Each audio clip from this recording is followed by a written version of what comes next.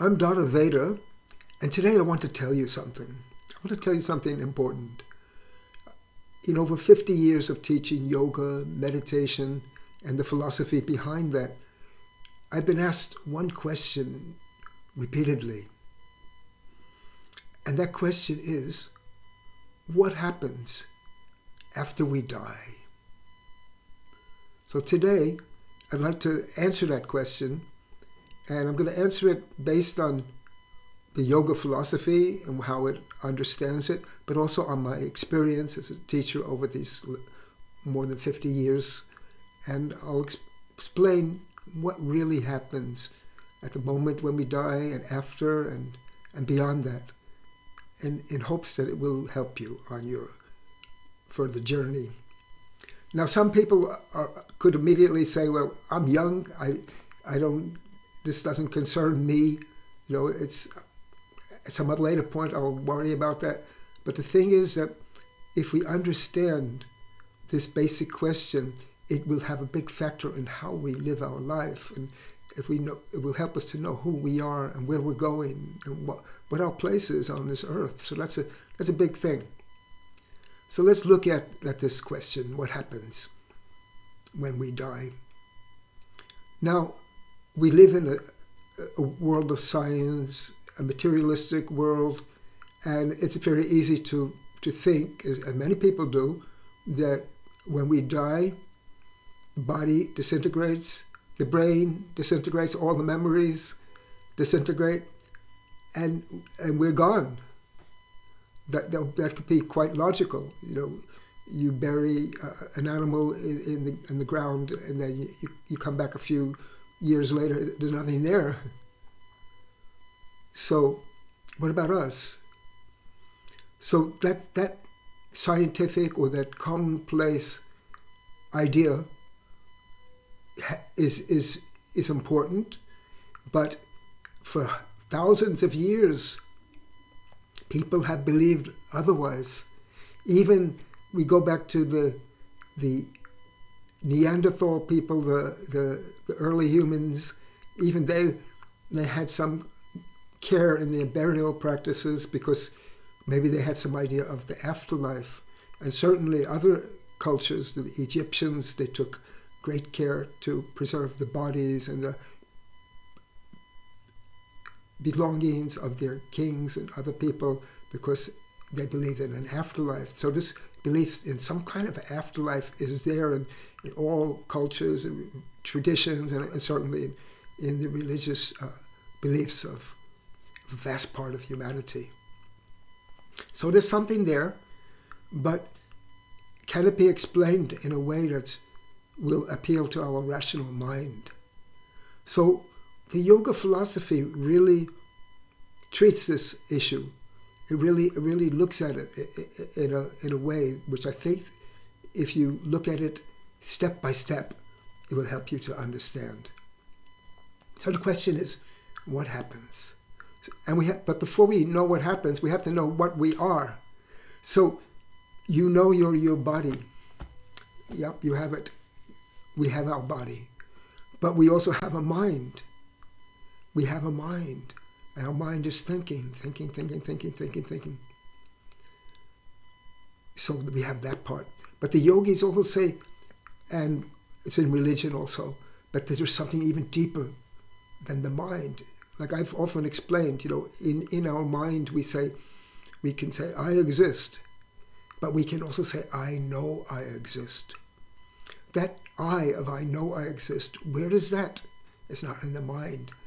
It's in the place what the yogis call the Atman, or the soul, or the witnessing consciousness. So according to the yogis, we are a physical body, a mind, and a witnessing consciousness. This is very important to know. So when we live with these three components. But when we die, then what happens to these three components? If we understand this, we can understand some of the mystery of what happens when we die. So in order to even go on beyond the explanation, I have to also introduce another concept. There's one concept that actually is quite prevalent in the society. Everyone has heard of karma. You do an action, and then something happens. No, you did this thing, and it's your karma. You're going to get it. So everybody understands that. Action, reaction. But there's something which is not understood so much. It's understood a little bit. Like, let's say I hit somebody and I don't get hit immediately back, but it's coming. And then in the future, boom, I get it. So it's my karma, you can say. But the yogis call that action which is delayed, we call it a samskara. So we create many samskaras. These are also called reactive momentum. And this is a very good word, or momenta, reactive momenta, because there are many of them. It is a momentum. When we do something, there's a momentum. Let's say, if you say, today I'm going to quit this world, I'm not going to do anything anymore. I'm just going to sit here alone, peaceful, I'll meditate or I'll do something.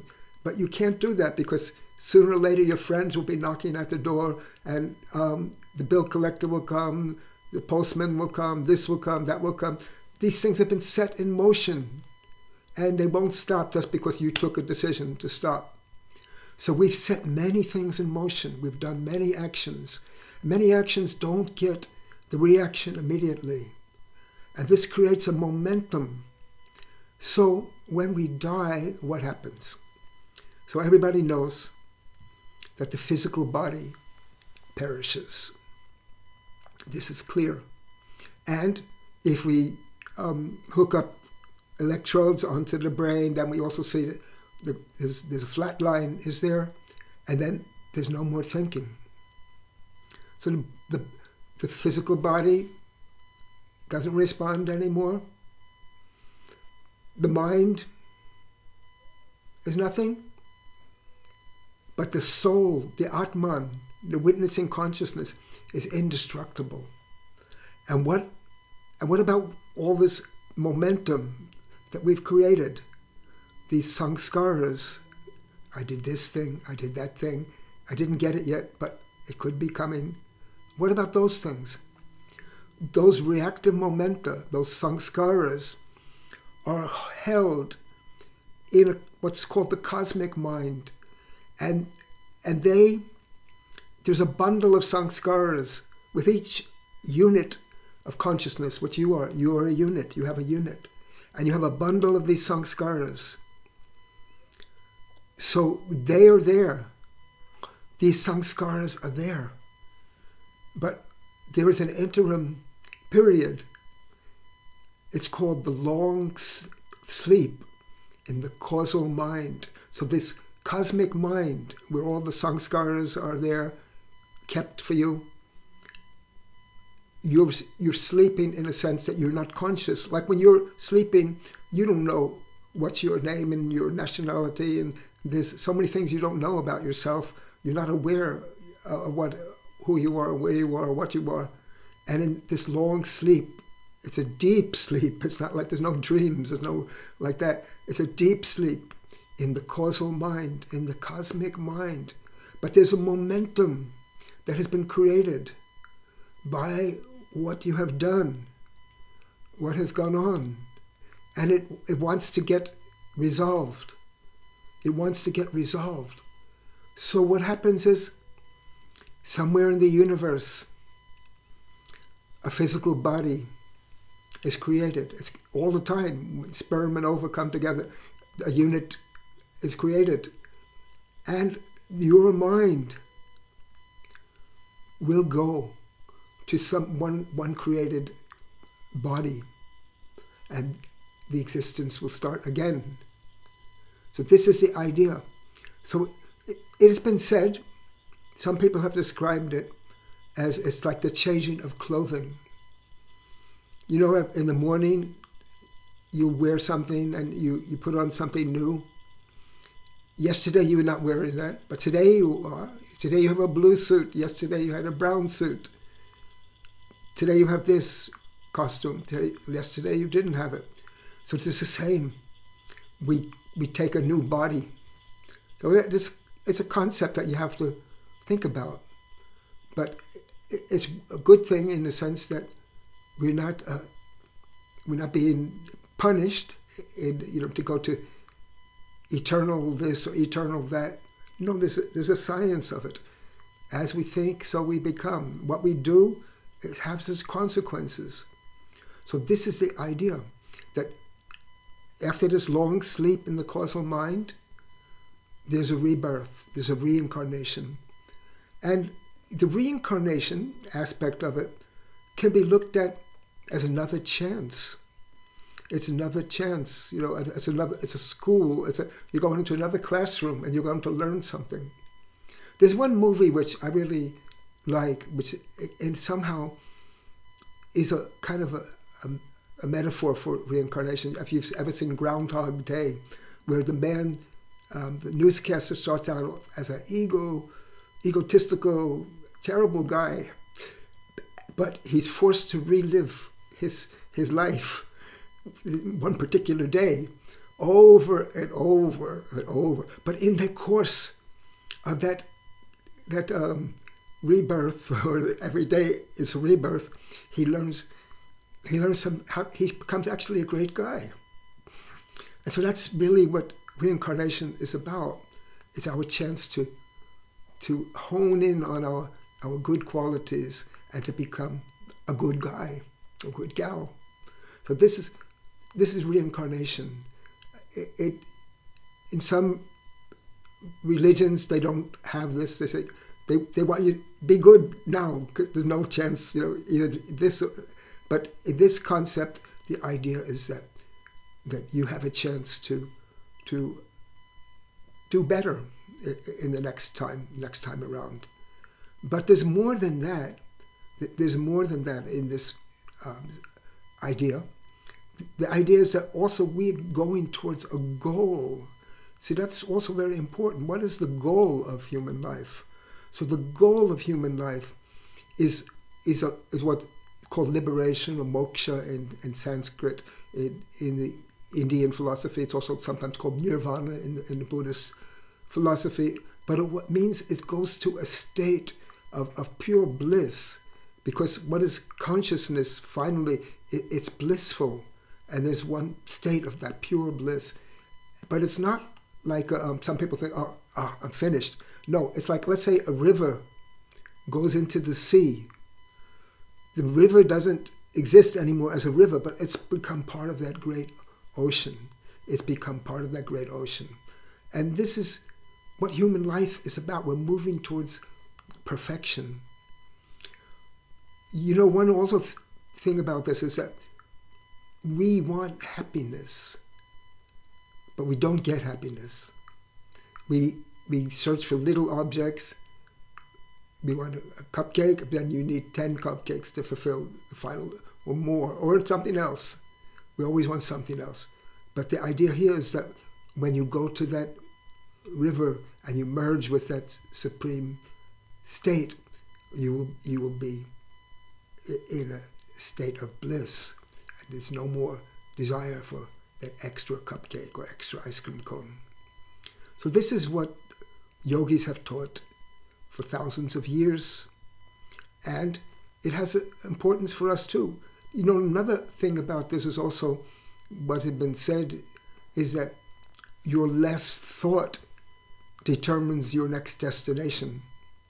As you think, so you become. So if you've been meditating for many years, or even little, that less thought will be on your higher nature, on your good part, the best part. That's actually what meditation is about. Meditate on our highest nature, our highest possibility. So if you're thinking about that highest possibility, that's where you will go. So this is the idea of what happens. So this, I know that it's something big to consider, but it may clash with some previous held beliefs that you have or other people have, but think about it. As we think, so we become, and we're not just a physical body, and the mind also has its limits, and there's also something beyond the mind, something which is indestructible. So this is the essence of of the yoga philosophy regarding life, death, and rebirth. So it will happen.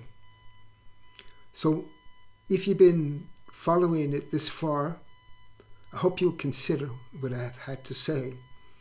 And if you enjoyed this, please share it with some of your friends or other people who are thinking about this subject, and share it with them, let them know about it too. And if you're not subscribed yet, please subscribe to this channel, and will help me to reach more people, and will help this kind of teaching to expand and to reach a wider audience. This is a very important thing. So that's all I want to say today, except I conclude with the greeting of the yogis. It means Namaskar. I salute you with my mind and my heart. And I hope to see you again.